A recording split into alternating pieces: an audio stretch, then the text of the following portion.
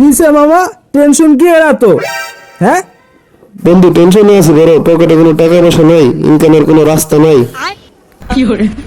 এরা এটা কোনো কথা কইছস? আমি থাকতে তোর টাকার কি টেনশন বেড়া? তোর যে বাইকটা আছে না, এটা দিয়ে বেড়া তুই ৬০,০০০ টাকা ইনকাম করতে পারি। কোনো বেড়া ব্যাপারই রে, এটি কোনো সমস্যাই না বেড়া, তুরির ব্যাপার।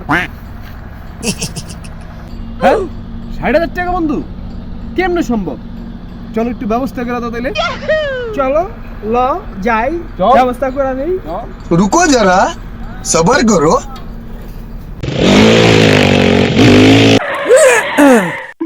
আরে বাইক কি অবস্থা? তোমার লাগে বাইকটা একটা লয়ে এলাম, দেখো পছন্দ হয় কিনা।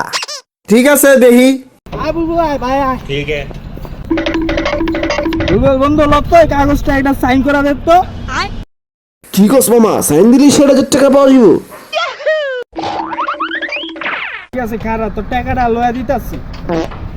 ভাই বাইক ওই যে আর কাগজ ওই যে, লন টাকাটা দিয়া দেন।